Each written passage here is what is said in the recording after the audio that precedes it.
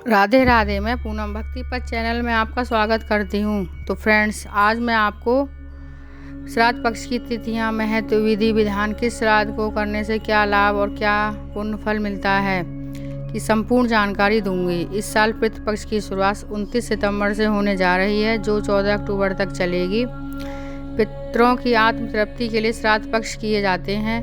यह भाद्रपद पूर्णिमा से लेकर अश्विन मास की अमावस्या तक चलते हैं। पितृपक्ष 16 दिनों तक चलते हैं। हिंदू धर्म में पितृगण को देवतुल्य माना गया है। पितृपक्ष में पूर्णिमा श्राद्ध, महाभरणी श्राद्ध और सर्वपितृ अमावस्या का विशेष महत्व होता है। पितृपक्ष में गाय, कुत्ते, कौवे, चींटी आदि पशु पक्षियों के लिए भी भोजन का एक अंश जरूर डालें। ऐसा करने से पितृ प्रसन्न होते हैं। पितृपक्ष में पितरों के निमित्त दान पुण्य करने से पितृ को शांति संतुष्टि मिलती है व पितृदोष समाप्त होता है। पितृपक्ष में श्राद्ध की विशेष तिथियां: पूर्णिमा श्राद्ध 29 सितंबर, प्रतिपदा एवं द्वितीया का श्राद्ध 30 सितंबर, तृतीया का श्राद्ध 1 अक्टूबर, चतुर्थी श्राद्ध 2 अक्टूबर, पंचमी का श्राद्ध 3 अक्टूबर, षष्ठी का श्राद्ध 4 अक्टूबर, सप्तमी का श्राद्ध 5 अक्टूबर, अष्टमी का श्राद्ध 6 अक्टूबर, नवमी का श्राद्ध 7 अक्टूबर, दशमी का श्राद्ध 8 अक्टूबर, एकादशी का श्राद्ध 9 अक्टूबर, माघ तिथि का श्राद्ध 10 अक्टूबर, द्वादशी तिथि का श्राद्ध 11 अक्टूबर, त्रयोदशी तिथि का श्राद्ध 12 अक्टूबर, चतुर्दशी का श्राद्ध 13 अक्टूबर, सर्वपितृ अमावस्या का श्राद्ध 14 अक्टूबर। पूर्णिमा श्राद्ध और अमावस्या श्राद्ध का अपने आप में विशेष महत्व होता है। हिंदू धर्म में मृत्यु के बाद भी सनातन धर्म में पूर्वजों का समय समय पर स्मरण किया जाता है। ऐसा मानते हैं कि यदि श्राद्ध न किया जाए तो मरने वाले व्यक्ति की आत्मा को मुक्ति नहीं मिलती। 29 सितंबर को भाद्र पूर्णिमा तिथि है। इस तिथि को ऋषि तर्पण तिथि भी कहा जाता है। इसलिए सम्मान के तौर पर भाद्र पूर्णिमा के दिन अगस्त्य मुनि का तर्पण करके पितृपक्ष का आरंभ होता है। जो लोग मृत परिजन की श्राद्ध तिथि भूल गए हैं, वह लोग स्नानादि, सर्वपितृ अमावस्या श्राद्ध, तर्पण, पितर विसर्जन, भूले बिछड़ों का श्राद्ध, अपने पितरों के निमित्त श्राद्ध कर्म कर सकते हैं। ये है अमावस्या तिथि का विशेष महत्व। आइए अब हम जानते हैं कि किस श्राद्ध को करने से क्या फल मिलता है। ये सब जानकारी वायु पुराण में उपलब्ध हैं। पूर्णिमा का श्राद्ध करने से ऐश्वर्य और उत्तम पुत्र की प्राप्ति होती है। पूर्णिमा का श्राद्ध विशेष है। प्रतिपदा या पड़वा का श्राद्ध: पड़वा का श्राद्ध करने से व्यापार में उन्नति व घर में समृद्धि आती है। द्वितीया का श्राद्ध करने से संपूर्ण प्रकार की विपत्ति का नाश होता है।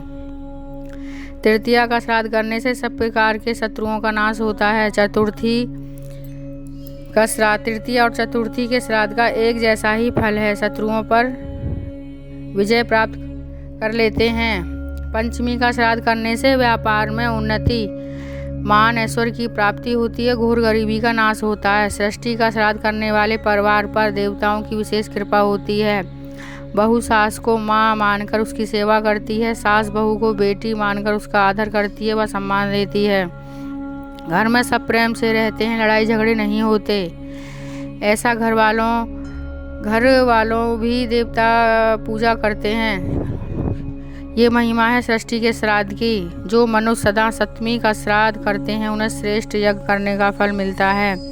जब तक जीते हैं तब तक समाज में उनकी पहचान एक प्रतिष्ठित व्यक्ति के रूप में होती है और समाज ये बहुत सम्मान प्राप्त होता है। अष्टमी का श्राद्ध करने वाला व्यक्ति संपूर्ण समृद्धि को प्राप्त कर लेता है। 9 निधियाँ प्राप्त होती हैं, इष्ट दर्शन प्राप्त होते हैं। ये महिमा अष्टमी के श्राद्ध की है। जो नवमी का श्राद्ध, ये श्राद्ध जो पुरुष स्त्री से पहले दुनिया छोड़कर चले गए हैं, उनके लिए विशेष प्रभावशाली है। उन माताओं से अनुरोध है कि उनके पति किसी भी विधि तिथि में दुनिया छोड़कर गए हों, पर न वो नवमी का श्राद्ध अवश्य करें। इससे पति का कल्याण होगा व मुक्ति मिलेगी। परिवार में कोई भी पुरुष दुनिया छोड़कर पहले गए हों, जैसे बाबा, ताऊ, चाचा, पिता आदि, इस श्राद्ध को करने से ऐश्वर्य की प्राप्ति होती है। दसवीं का श्राद्ध, ये श्राद्ध लक्ष्मी प्राप्ति के लिए प्रभावशाली है। बहू एकदम लक्ष्मी स्वरूपा आती है, कुलक्षणी नहीं आती। एकादशी का श्राद्ध उन व्यक्तियों के लिए है जो घर छोड़कर सन्यासी बन गए हैं, उनके निमित्त किया जाता है।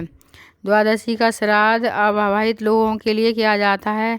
इसके करने से राष्ट्र के लिए लाभ होता है, राष्ट्र की आर्थिक स्थिति ठीक होती है। त्रयोदशी का श्राद्ध करने से मंदिर की मूर्ति की प्राण प्रतिष्ठा करने का फल प्राप्त होता है।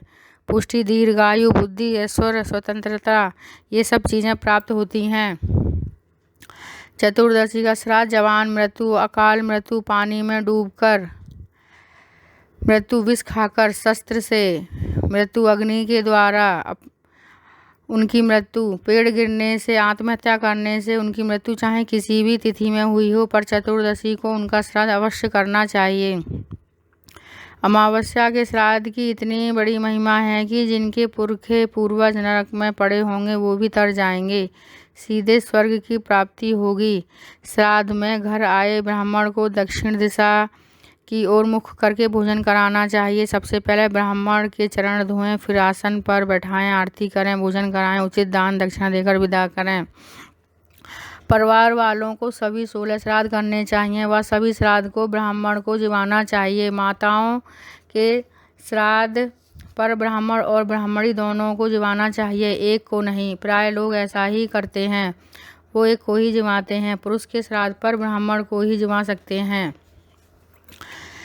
तो फ्रेंड्स, ये थी पितृपक्ष की संपूर्ण जानकारी। आपको हमारी वीडियो कैसी लगी कमेंट में ज़रूर बताएं। वीडियो को लाइक व शेयर करें, साथ ही नोटिफिकेशन बेल को क्लिक करना ना भूलें। चैनल को सब्सक्राइब करें जिससे आपको हमारी वीडियो जल्द से जल्द मिले। तब तक के लिए राधे राधे।